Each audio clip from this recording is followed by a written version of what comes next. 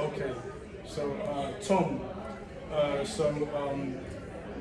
Tron film is like been done in like different eras. So the 1982 Tron was like in the infancy of computers, and then second one, Tron Legacy, 2010, was done with the rise of the internet. And so this Tron Ares in 2025, like, what would you say is saying about like technology now? How dangerous it can get. So nowadays there's like the rise of AI, which wasn't really explored in the original two because it wasn't as advanced yet. But now that we've reached that point, it explores like reality versus like the digital way, like the digital world. So cloning, how like things can be misinformed, like misinformation on the internet, and just the overall like fear of how technology is going to take over in the future, especially with artificial intelligence. Military AI is the future.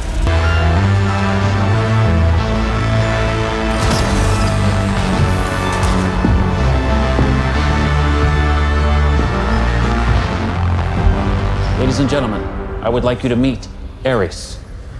This is the most sophisticated security program ever written. You want to shake his hand? Go ahead. He doesn't bite. Ares has billions of lines of code unique to him. Is it alive? That depends on your definition, Stuart. Because unlike you, he's biblically strong, lightning fast, and supremely intelligent. He is fully proprietary and 100% expendable. Ares is the ultimate soldier. He needs no food, no water, sheds no blood, and if by some miracle he is struck down on the battlefield, I will simply make you another. So what did you actually think of the film like overall? So to start with the good bits, it was mainly on a visual level very impressive. Whenever it went into the grid, it was like very visually striking, like the production design and the colours. They really captured what made the 2010 and 1982 films like just so appealing. And the sound design was great, and you could really like feel it, like you could feel the chills. And especially the music by Nine Inch Nails, like they really captured the style of Daft Punk that in Tron Legacy it really like got the vibe of it, just the style of it all. So the music was good, the visuals were good, the sound design was good, but in terms of plot, it did have some interesting themes, like we discussed before, like the AI and misinformation and cloning, but it just felt messy. It was very hard to connect with the characters, and especially with Gerard Leto, even though he's playing an AI character, he felt miscast because he's usually really good at playing villains, but when you put him into a hero role, it just didn't quite work for me. I wasn't convinced, and I just found the characters hard to relate to, even though you could understand their reasoning, like their motivations. So yeah, there's that, and I just found the plot a bit silly, despite again the themes being so resonant. And I think if it had like a couple more rewrites, it would have been quite like a bit more engaging, and the characters weren't as like cliched and cartoonish. If you were to judge the film on just the effects alone, like what did you think of the effects? Oh, brilliant, brilliant. It like the 2010 film really showed like how advanced technology can go with visual effects, and in a way the 2000, even though the visual effects in that film, it really showed how far it can be pushed, and this just reminds you of that. It's like how like it isn't all churned out. Like there's care and passion into it. Like, but not only that, it was the production design, the cinematography that really blended well into that, and I think that they're some of the best parts of the film, especially recapturing the 1982 visuals, which the grids by this standard, by this day and age, I'll say. You could say it's a bit dated, but also nostalgic, and that just felt flawless to me. It was just like just completely recaptured what the original, like just the blueprint of what the original did, what they did back then. So it was, well, as I was watching it, I was thinking this is almost like a how can I put it into words? It's respecting, it's a tribute to both versions of different eras. So it was almost like it was capturing how time changes, technology changes over time.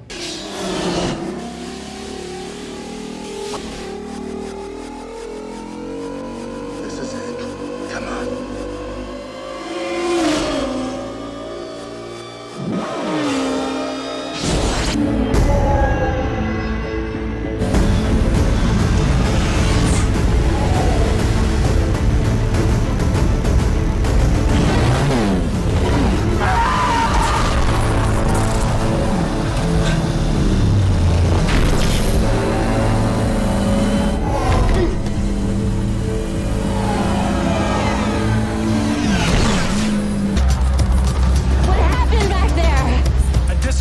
Directive. Which was? To retrieve the code from your disk and delete the carrier. Dillinger told you to delete me? Okay. This is a very visually aesthetic film. So would you say this is like a film that's very style over substance, or would you say it merges both great story and great visuals? I think style over substance, I would say. That was what I was mostly thinking as I was watching it. It was, if the substance wasn't as cliched, even though there were some fun action scenes and it had some good acting, it just felt like almost like a showreel for the visual effects, and like almost like a music video, visually speaking. Like it was in the future, people will look back at this film and hopefully it holds. Yeah, hopefully it holds up. But in terms of story, the other ones are like considered cult classics.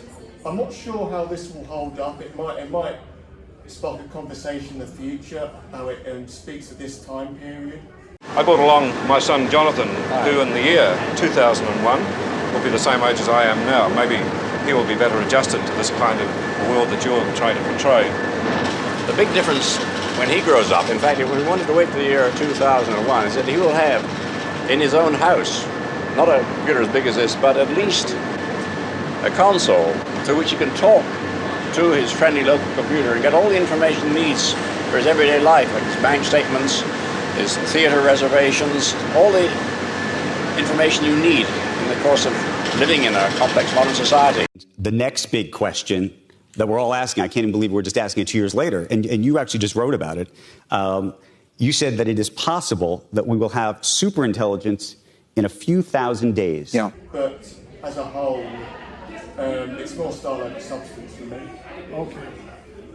And in the first two films, it's the user going into the digital world, whereas this film is the program Ares going from the digital world into the real world. How would you say this makes this film different than the first two? I think it does on a conceptual level. It does push. It does push further what would happen if how like digital characters would react in the real world, and that's something that the originals didn't really explore because of the technology at the time, and just because Tron is about the grid. It's not really about the real world. It is about the gaming side of things, but it is more about being in the game. And for me, on a conceptual basis, it is interesting how they push that, but I don't think it really worked for the film because it just didn't feel quite as interesting. It felt like, shall I say, rule breaking, like breaking the rules of Tron. Yeah, it wasn't a Tron film. The continuity sort of slightly broke it, but still, I appreciate it for what it was trying to do. But for me, it didn't quite gel together. Okay, and final question. How would you rank the Tron films, starting with the best one first? I haven't seen the other two in a long time, but from memory, I would say Tron Legacy is number one, Tron is number two, the original, and Tron the Ares, I think that's what you call it, is number three.